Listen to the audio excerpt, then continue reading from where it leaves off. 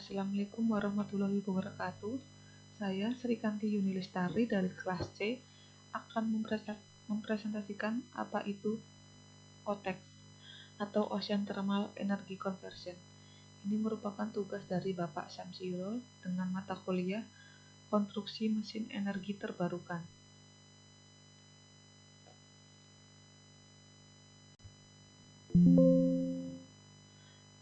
Sebagai negara yang terus berkembang, Indonesia membutuhkan energi untuk berbagai kebutuhan baik industri maupun rumah tangga.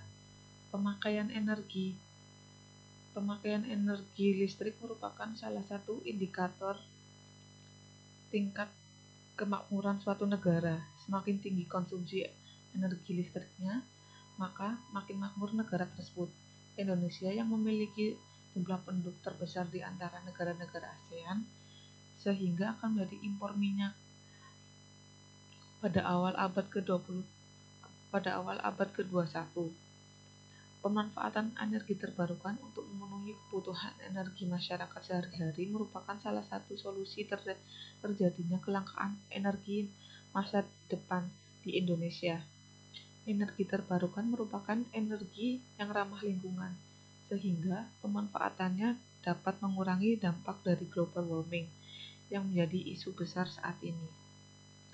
Potensi energi terbarukan di Indonesia sekarang sangatlah kaya dengan sumber energi, tetapi masih kurang pemanfaatannya untuk sumber energi terbarukan. Menurut data Badan Informasi Geospasial atau BIG, panjang keseluruhan garis pantai Indonesia adalah 99.093 km.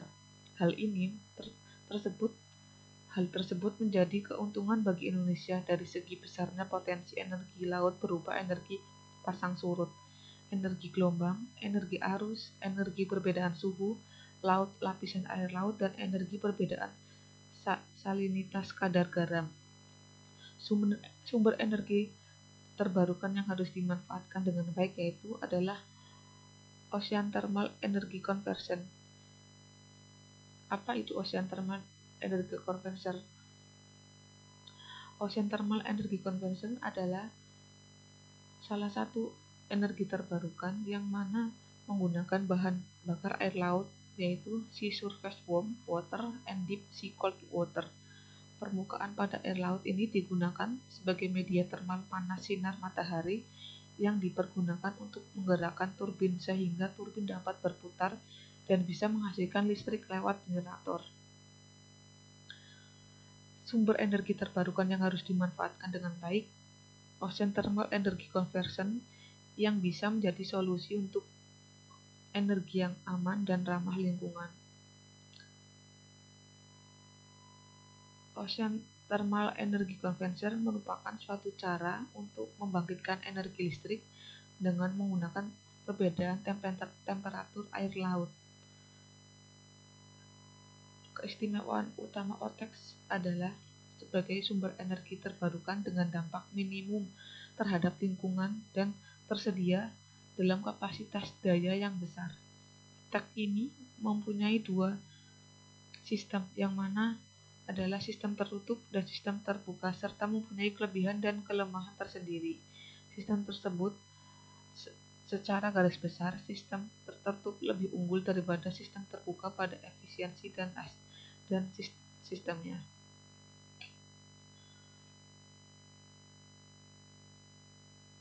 Tujuan dari artikel makalah adalah sebagai berikut: mengetahui apa itu OTEX, kedua, mengetahui potensi OTEX, dan ketiga, mengetahui keuntungan dan kerugian OTEX.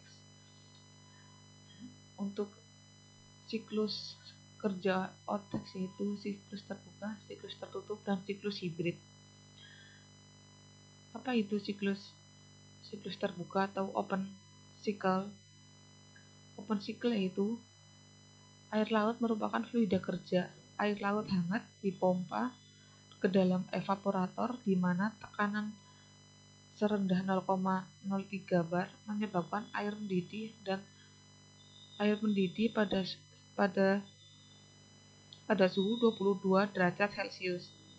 Uap mengembang melalui turbin bertekanan rendah yang dihubungkan ke generator yang menghasilkan energi listrik.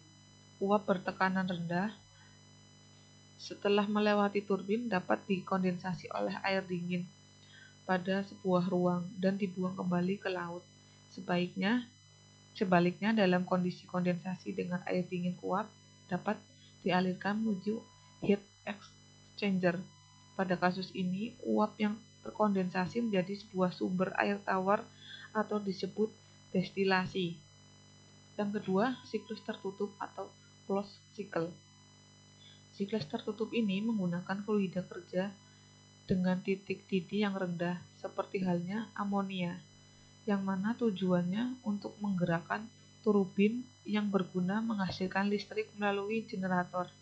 Air laut di permukaan yang hangat dipompa head heat exchanger atau penukar panas, di mana fluida dengan titik didih rendah tadi diuapkan.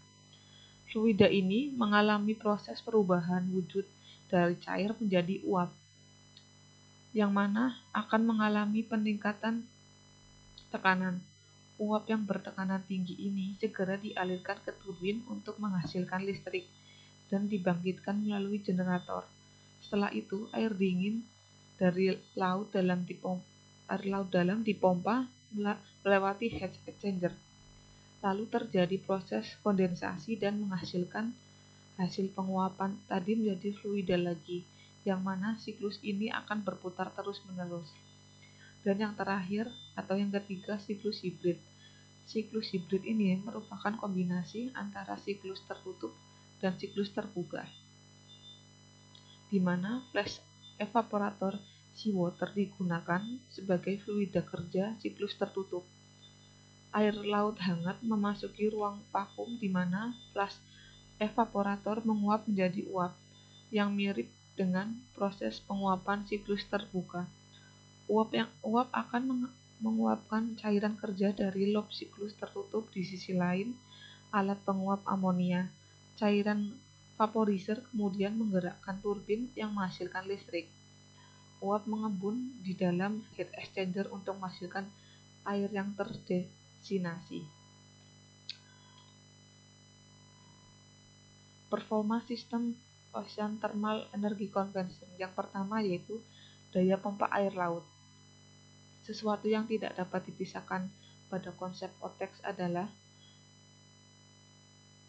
penggunaan air dingin yang diambil dari kedalaman sekitar 1000 meter untuk mendinginkan dan melikuifasi uap fluida kerja pada sistem. CWP harus cukup besar untuk mengatasi aliran air yang dibutuhkan dengan loss drag yang rendah. Juga harus terbuat dari material yang memiliki ketahanan di dalam air laut dan tidak mudah untuk terkorosi. Panjang dari CWP ditentukan oleh kebutuhan untuk menarik air dari kedalaman di mana temperatur mendekati 4,4 derajat Celcius. Laju aliran air ditentukan oleh output power dan efisiensi OTEX power plant dan mengkonversi energi heat menjadi mekanis lalu mengubah menjadi energi listrik. Perhitungan diameter pipa air dingin tergantung pada power yang dibutuhkan untuk memompa cold water ke sistem kondensor OTEX diberikan oleh produk dari aliran massa air dan total heat hidrolik. Jadi total yang dibutuhkan untuk memompa air hangat dari permukaan maupun air dingin dari dasar laut dihitung menggunakan persamaan. Perhitungan flow rate atau besarnya fluida yang dipindahkan dengan menggunakan persamaan juga, sedangkan untuk menghitung tekanan yang hilang akibat gaya gesekan yang terjadi antara air laut dan dinding digunakan persamaan yang terdapat dalam makalah yang saya susun. Yang kedua, daya pompa fluida kerja atau amonia. Panas yang ditransfer ke amonia di evaporator pertama-tama menaikkan temperatur sehingga evaporasi dimulai dan diserap sebagai panas dari evaporasi pada temperatur konstan. Maka pertama dilakukan perhitungan jumlah panas yang ditransfer pada evaporator.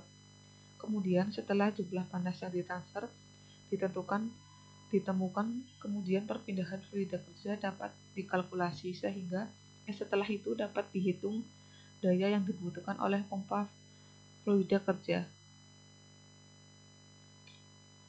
Yang ketiga yaitu performa sistem Ocean Thermal Energy Conversion, sistem turbin. Sistem yang terakhir ini untuk menentukan jumlah daya yang dihasilkan oleh turbin sebelumnya. Perlu dihitung kualitas uap fluida kerja yang keluar dari turbin. Setelah kualitas uap fluida kerja ditemukan, maka dapat dihitung entalpi fluida kerja setelah keluar dari turbin. Dan yang keempat, daya output net OTEX. Sekitar 35% dari gross hour dibangkitkan oleh OTEX beroperasi dengan total delta T sekitar 20 derajat Celcius akan dibutuhkan untuk kebutuhan operating plan. Maka dari itu, efisiensi operasi didefinisikan sebagai net power atau gross power akan menjadi 65%.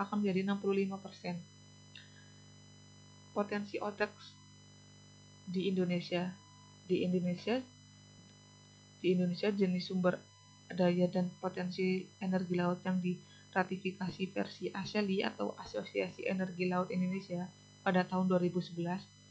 Arus pasang surut memiliki potensi teoritis 160 GW, potensi teknis 22,5 GW, dan potensi praktis 4,5 GW.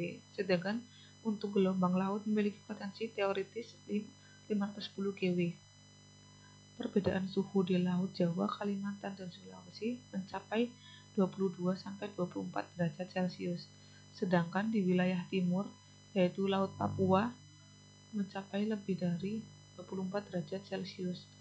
Ada beberapa lokasi strategis yang berpotensi OTEX di Indonesia, di Sulawesi Utara dengan Laut Sulawesi, Sulawesi Selatan, dan Papua Barat dengan Laut Banda, Kalimantan Timur dan Kalimantan Selatan dengan Selat Makassar dan Selat Timur, dan Pulau Morotai dengan Selat Morotai dan beberapa daerah di perairan laut.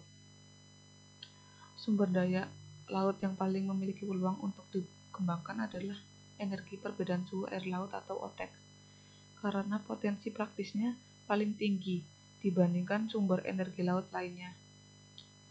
Berdasarkan data yang dikeluarkan P3GL dan ESDM tahun 2011, potensi OTEX di perairan Indonesia mencapai 2,5 kali 1023 Joule dengan efisiensi konversi energi panas laut sebesar 3%. Perbedaan suhu di Indonesia sangat cocok untuk dijadikan wilayah pembangkit listrik energi panas laut untuk mengakomodir OTEX Arlindo yang dimiliki oleh Indonesia merupakan bagian yang tak terpisahkan dari sistem thermohaline circulation dunia yang berpengaruh besar pada dinamika yang terjadi baik di Samudra Pasifik maupun Samudra Hindia.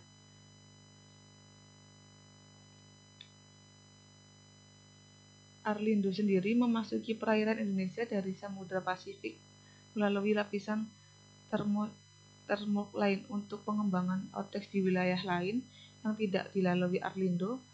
Pada kedalaman tertentu masih bisa mendapatkan selisih suhu yang dibutuhkan untuk pembangunan OTEX. Hal ini didasarkan dengan teori oceanografi, yaitu mengenai thermohaline. Perbedaan suhu di Laut Jawa, Kalimantan, dan Sulawesi mencapai 22-20 derajat Celcius. Ini merupakan potensi besar dalam pengembangan energi terbarukan di wilayah Indonesia.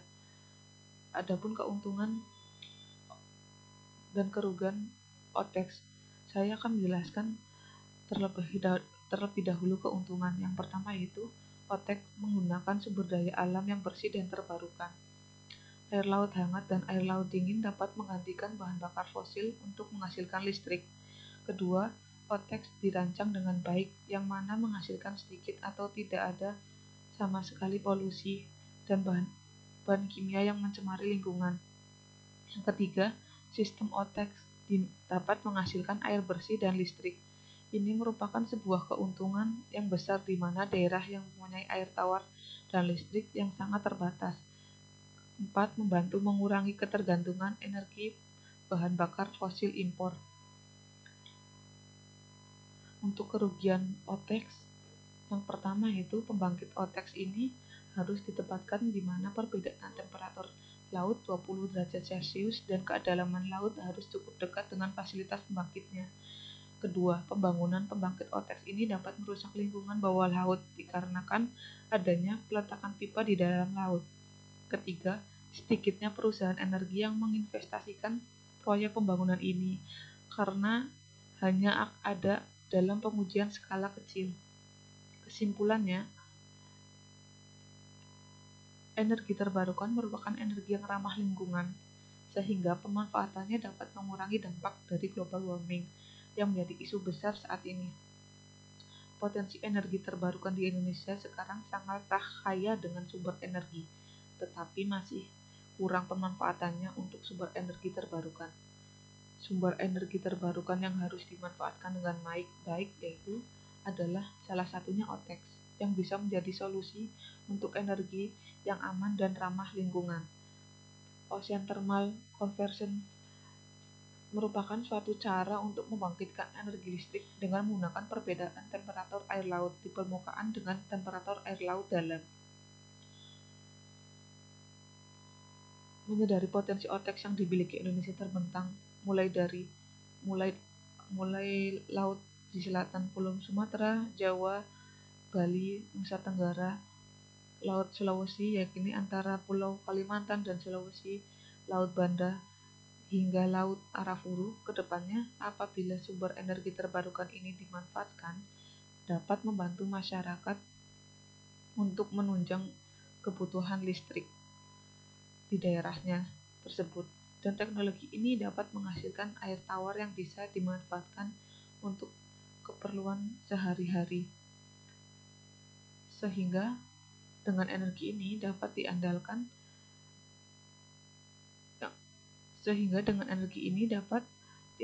dan bisa menjadikan kawasan ini sebagai kawasan energi mandiri. Berikut paparan saya mengenai OTEX atau Ocean Thermal Energi Terbarukan. Untuk kurang dan lebihnya, saya mohon maaf. Terima kasih. Assalamualaikum warahmatullahi wabarakatuh.